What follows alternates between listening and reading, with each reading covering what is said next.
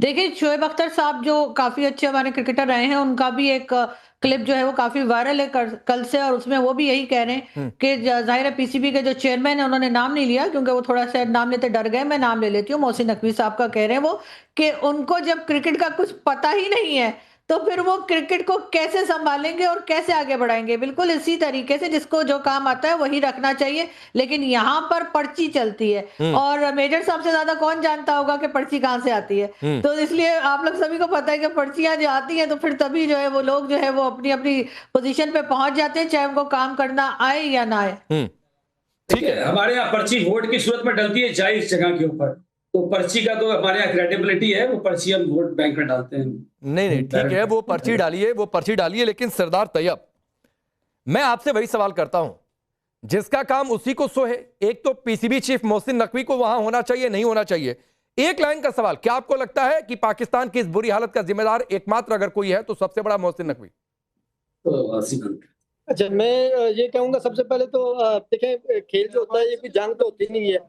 पहले तो इंडिया वालों को अच्छा खेल पेश करने पर मैं मुबारकबाद देता हूँ, और ये मैं आपको बताता हूँ कि पाकिस्तान और इंडिया का मैच था, इसको आप जंग ना बनाएं। जंग में जो हमने धूल चटाई है, आपको 10 दिहाड़े जो ट्रंप साहब आपको गिना के जो है थकते नहीं है।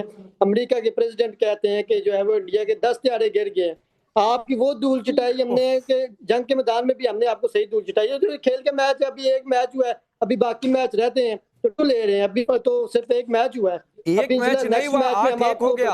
शिकस्त भी देंगे, एक मैच नहीं हुआ तैयब भाई, 8-1 हो गया। आप पूरी मुकम्मल आप कहां एक मैच के चक्कर में पड़े हैं? बात भी सुने, क्योंकि एक तो मुझे आपके सवाल की समझ आई नहीं कि आप क्या करें। आप लोगों की मसला आपका ये है कि आप लोग एक तो झूठ बहुत बोलते हैं अपने चैनल पर बैठ के, और अपना गोदी मीडिया जो आपका है वो बिल्कुल एक अब इसमें भी झूठ है। काम करता है। अभी भी मेरी आवाज आपके टीवी पे नहीं जा रही होगी, और अरे एकदम आ रही है आवाज, आप लाइव शो कर सकें। एकदम टनाटन आवाज आ रही है, वैसे ही टनाटन आवाज आ रही है सरदार तैयब, जैसे वो आपके गन सैल्यूट करने वाले खिलाड़ी जीरो पर पट से आउट होकर चल दिया भाई, वैसे ही टनाटन आवाज आ रही है। हर तरह से फेक न्यूज फैलाते हैं, चाहे वो इमरान साहब की तबीयत का मामला हो, चाहे वो क्रिकेट का मामला हो, चाहे वो जंग का मैदान हो। जंग के मैदान में आपने क्या ड्रामा किया जी? हम घुस गए, सेना घुस गया इंडिया पाकिस्तान में। किधर आपका सेना घुसा है? मुझे बताया ना, कहाँ आपकी सेना घुसी है? कहीं घुसी है आपकी सेना? और अभी आप अच्छा, एक तस्वीर जरा रखिए। मैं जंग की बात तो नहीं करना चाह रहा था, लेकिन आरजू एक टिप्पणी आपकी कर्नल शैलेंद्र भी इस बीच जुड़ गए हैं। कर्नल वर्मा, आता हूं, एक जरा वो तस्वीर रखिए, आसिम मुनीर की जर्मनी वाली तस्वीर जरा रखिए स्क्रीन पे, जर्मनी वाली तस्वीर जरा रखिए स्क्रीन पे। लाइए भाई, जरा तस्वीर दिखाइए सरदार तैयब को। आपके इस फील्ड मार्शल मुनीर का क्या हुआ है जर्मनी के म्यूनिक में, इंडिया के ग्राउंड में आई कार्ड दिखाना पड़ा है कि देखो भैया हम ही आसिम मुनीर है। ये तस्वीर देखिए, रोक दिया कि कागज दिखाओ तब जाने देंगे। आरजू, ये क्या चल रहा है? ये मैंने आपके ही चैनल्स पे देखा है, और मुझे नहीं पता कि किस इवेंट में गए थे जहाँ कार्ड दिखाना पड़ गया है, लेकिन कोई बात नहीं।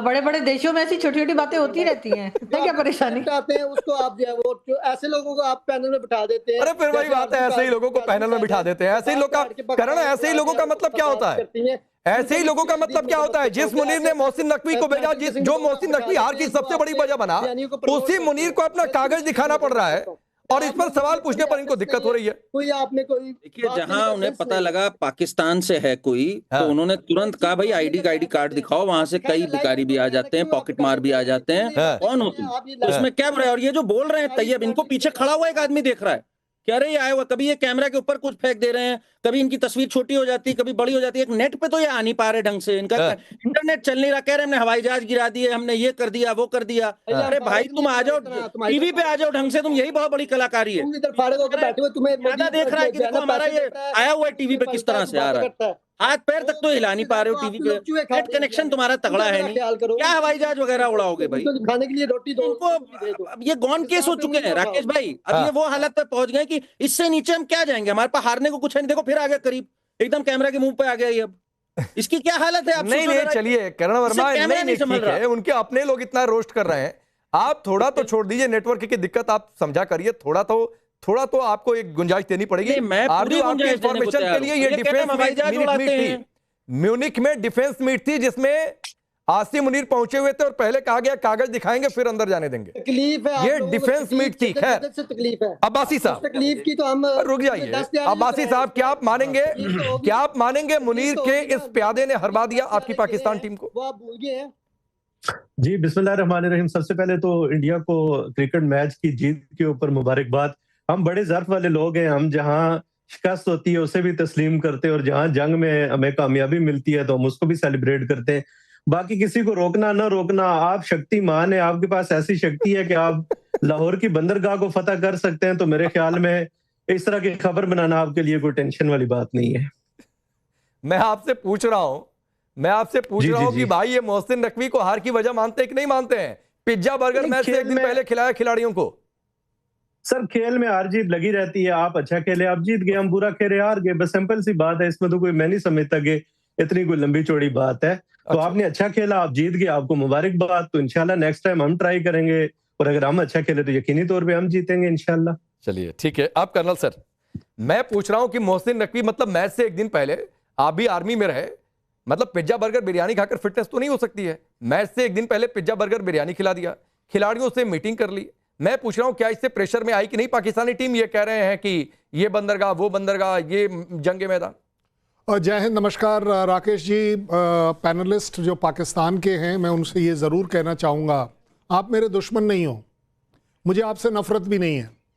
आप ये गेम नहीं हारे हैं, आपका सिस्टम ये गेम हारा है। जो आपका सिस्टम इसके पीछे चल रहा है ना, वो गेम हारा है। आपने बोला है ना, मैं आपसे शायद एग्री कर जाऊं कि हार जीत लगी रहती है, लेकिन हर बार एक ही कंट्री की हार हर फ्रंट पर होना, ये आई थिंक आपको समझना चाहिए, आपको अपने देश में ठीक करना चाहिए। ये बड़ी सीरियस सी बात कर रहा हूं, आपको नहीं समझ आएगी। वो जो अभी बात चल रही थी ना कि मुनीर साहब को रोक दिया या नहीं रोक दिया, वेल एक let me tell you one thing. Arzoo ने अच्छा कहा, बड़े बड़े शहरों में बड़े शहरों में छोटे लोगों को रोक दिया जाता है। कुछ लोग अपने आप को अपने देश में देश से बड़ा समझ रहे हैं, उनको इस तरह के रियलिस्टिक चेक मिलने चाहिए, क्योंकि आपकी आर्मी के पास एक देश है जिसका नाम है पाकिस्तान के पास काश आर्मी होता तो इस तरह की बात नहीं होती।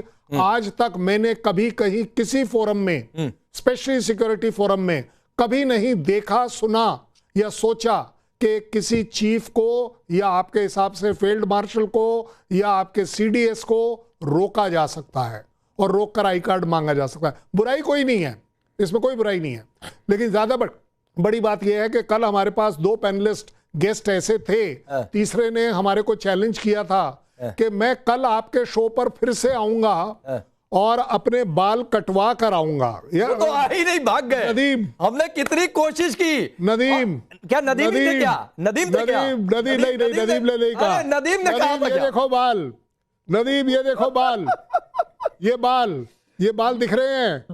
अब मैं आप लोगों के लिए उस तरह जो है वो अमेज़न से ऑर्डर करूं या आप चाहेंगे? अरे नदीम भाई जरा म्यूट कर दीजिएगा, आप जो बोल रहे हैं म्यूट नहीं करके रखने का। ये देखो, ये रहे बाल। सर मैंने नहीं कहा। आपने नहीं कहा, मैंने कहा देखो, नाम लेना गलत। नदीम ये रहे बाल। कल आप आई विटनेस थे, कल आप इस बात के आई विटनेस थे कि किसी ने कहा था कि बाल सिर पर नहीं रहेंगे। मैं उसको ब्लेम नहीं कर रहा हूं, लेकिन मैं आपको और आरजू काजमी साहिबा ने भी एक बड़ी अच्छी सी बात करी थी और मैंने दिल से उनका एग्रीमेंट किया था। And Nadeem is again a witness to it. हमने आरजू काजमी साहिबा को बोला था आपकी बात बिल्कुल मानी जाएगी, आपके तरफ से। मैं आपके यहाँ पता नहीं क्यों अल्लाह आजकल आपकी सुनता नहीं है, लेकिन हमारे यहाँ का अल्लाह अभी भी सुनता है। मैं चाहूंगा आप बहुत अच्छा खेलें, लेकिन जीतेगा हिंदुस्तान। कल हम नहीं, दिक्कत क्या है कि ये अभी भी वसीम अकरम, इमरान खान, शाहिद अफरीदी उस जमाने की टीम को अभी भी एज्यूम करके चल रहे हैं। वो टीम थी जो मैदान पर खेलती थी और जीतती भी थी, और जब जीतते थे तो देखकर अच्छा भी लगता था कि कोई तो ढंग से खेलकर जीता। लेकिन आपने सर रियलिटी चेक की बात की, मैं एक रियलिटी चेक कर देता हूं। मेरी आदत चूंकि बड़ी खतरनाक है इस मामले में। अभी अब्बासी जी ने थोड़ी देर पहले कहा कि आप तो लाहौर के बंदरगाह, लाहौर में बंदरगाह है क्या? थोड़ी मेरी जनरल नॉलेज बढ़ाइएगा। लाहौर से सी साइड मुझे लगता है कम से कम 1000 या 1100 किलोमीटर दूर है, अगर मैं गलत नहीं हूं तो। अब 1000 या 1100 किलोमीटर दूर अगर कोई बंदरगाह बना ले तो उस मुल्क का क्या होगा? आरजू आप बताइएगा। आप अगर काश अपने मीडिया को देख लेते तो अरे मैं तो पूछ रहा हूं भाई, आप मुझे गलत साबित कर दीजिए ना। मुझे नहीं पता, मैं ना कभी पाकिस्तान आया हूं ना कभी आना चाहता हूं, लेकिन जो मेरी जानकारी है आरजू कि आप बताइएगा या कोई भी बता दे, मुझे गलत साबित करे। मेरी जानकारी है कि लाहौर से करीब 1000 या 1100 किलोमीटर दूर समुद्र है। लाहौर में कोई बंदरगाह नहीं है, एक ड्राई पोर्ट जरूर है जो सिर्फ क्लियरेंस और माल की आवाजाही के लिए उसका इस्तेमाल होता है। मेरी जानकारी है। कौन से ये पोर्ट की बात कर रहे हैं मुझे नहीं पता है। आरजू यही बता पाएंगे, इसलिए कि लाहौर में तो ऐसी कोई पोर्ट नहीं है, ना ही वहां पे कोई सी साइड वगैरह है। वो तो कराची की बात की जा रही थी। और ये तो आप इन्हीं से पूछेंगे कहां पर है और किस तरह से इन्होंने बताया है। अब क्या किया जाए? अब्बासी जी से पूछते हैं, लाहौर में कौन सा पोर्ट है भाई, बताइए।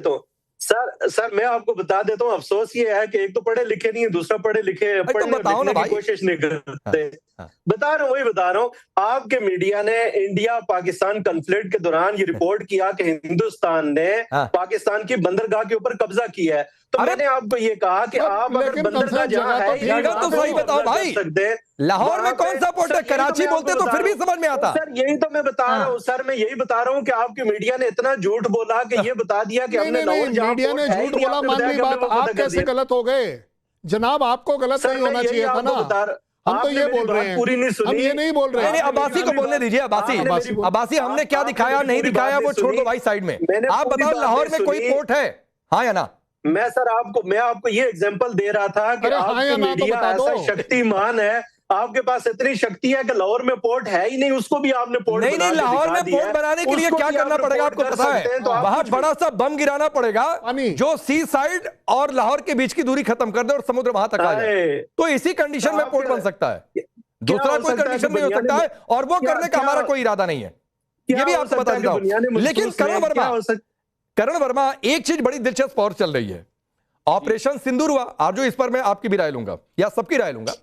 करण वर्मा, ऑपरेशन सिंदूर हुआ, हारे पीटे मरे, बर्बादी हुई, दुनिया में इज्जत बचानी थी, तो आसिम मुनीर को फील्ड मार्शल बना दिया गया। अब एक बड़ी मांग सोशल मीडिया पर उठ रही है, हारे तो यहां पर भी हैं, सलमान आगा को भी बनाओ फील्ड मार्शल या पीसीबी चीफ, यह भी मांग चल रही है, पीसीबी चीफ बनाओ। देखिए ये वैसे एक बात है, अभी उतना बड़ा नहीं हारे हैं,